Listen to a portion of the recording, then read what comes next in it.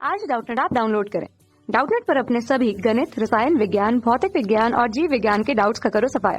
बस प्रश्न की फोटो खींचो, एक ही प्रश्न को क्रॉप करो और तुरंत वीडियो सोल्यूशन पाओ। अभी डाउनलोड करें। नमस्कार दोस्तों, स्वागत करता हूं आप सभी का। आपका प्रश्न है उपचयन तथा अपचयन में क्या अंतर है। ठीक है ना, तो आइए हम इस प्रश्न के उत्तर को देखते हैं। ठीक, तो जो हमारा उपचयन है इसका मतलब होता है ऑक्सीकरण। ठीक है ना, ये हमारा होता है ऑक्सीकरण। ठीक, तथा ये है हमारा अपचयन। ठीक है, तो आइए इनको हम देखते हैं, इनमें जो क्या अंतर है। तो जैसे कि हमें पहला दिया है उपचयन, ठीक, या हम इसे कहें ऑक्सीकरण। तो जो उपचयन होता है यह इस प्रकार से परिभाषित है कि किसी पदार्थ के द्वारा ऑक्सीजन या ऋण विद्युतीय तत्व को ग्रहण करना। ठीक है ना, किसी पदार्थ, ठीक है ना, किसी पदार्थ के द्वारा ऑक्सीजन या ऋण विद्युतीय तत्व को ग्रहण करना। ठीक है ना, ऑक्सीजन या ऋण विद्युतीय तत्व को ग्रहण करना,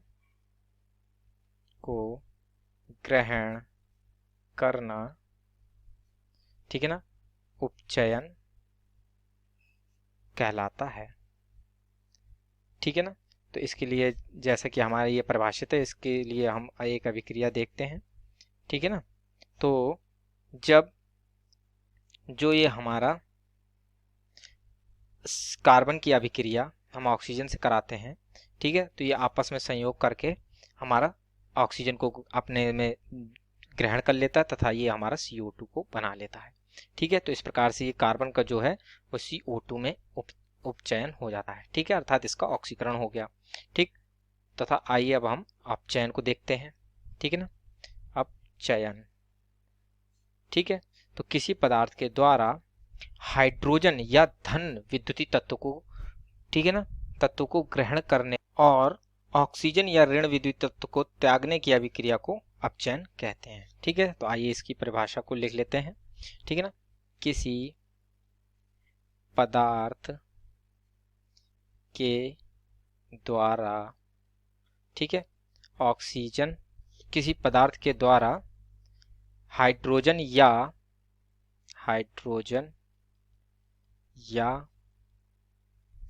धन विद्युतीय, ठीक है ना, धन विद्युतीय तत्व को ग्रहण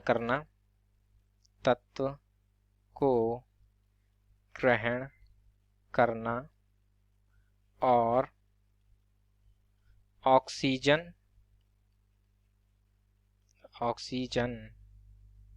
ठीक है ना, ऑक्सीजन तथा ऑक्सीजन या ऋण विद्युतीय तत्व को त्यागना, ऋण विद्युतीय तत्व को, ठीक है ना, तत्व को त्यागने की क्रिया की अभिक्रिया अपचयन कहलाती है। अपचयन कहलाती है। ठीक है ना, तो इस प्रकार से हमारा अपचयन परिभाषित होता है। तो इसकी एक जो उदाहरण के लिए इसका एक उदाहरण देख लेते हैं, समीकरण देख लेते हैं। ठीक है, तो जो अपचयन का जो एक उदाहरण है कि जो हमारा क्लोरीन होता है, ठीक है, वह हाइड्रोजन से संयोग करता है, जैसा कि हमने इसमें परिभाषा में देखा था कि हाइड्रोजन को ग्रहण कर लेता है। ठीक है, तो ये जो क्लोरीन होता है वो हाइड्रोजन को यहाँ पर ग्रहण करता है तथा 2HCl में परिवर्तित हो जाता है। ठीक है, तो इस प्रकार से जो हमारा क्लोरीन होता है वह HCl में अपचयित हो जाता है। ठीक है ना, तो ये क्योंकि यहाँ पर जो क्लोरीन है इसकी यहाँ पर हमारी ऑक्सीकरण अवस्था 0 होती है, परंतु जब ये HCl बनाता है तो यहाँ पर इसकी ऑक्सीकरण अवस्था -1 हो जाती है। ठीक है, इस प्रकार ऑक्सीकरण अवस्था का घटना अपचयन कहलाता है। जैसे कि हमने यहाँ पर देख सकते हैं, जो ये हमारा कार्बन है इसकी यहाँ पर जो अवस्था होगी कार्बन की, वो ऑक्सीकरण अवस्था ये 0 होगी, परंतु जब ये कार्बन डाइऑक्साइड बनाता है तो यहाँ पर इसकी ऑक्सीकरण अवस्था +4 हो जाती है। ठीक है, अर्थात इस प्रकार से ये यहाँ पर ऑक्सीकरण की अवस्था को बढ़ता हुआ प्रदर्शित कर रहा है, तो अर्थात ये हमारी ऑक्सीडेशन कहलाता है।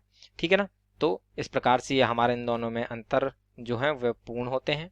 ठीक है ना। तो ये पहला क्या है कि यहाँ पर जो अपचयन होता है, उपचयन होता है अर्थात ऑक्सीकरण होता है, उसमें ऑक्सीजन या ऋण विद्युतीय तत्व का ग्रहण होता है, परंतु जबकि जो अपचयन होता है उसमें हाइड्रोजन तथा धन विद्युतीय तत्व का ग्रहण होता है।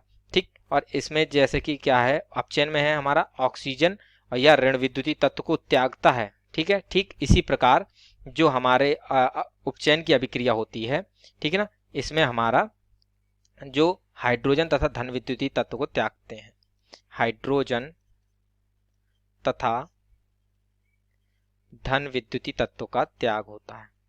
ठीक है। धन विद्युतीय तत्वों का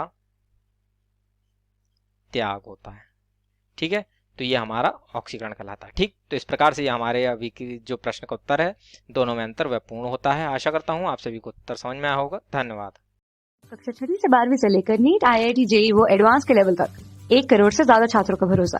आज ही डाउनलोड करें डाउटनेट ऐप या व्हाट्सएप करें अपने सारे डाउट्स 8400 400 400 पर।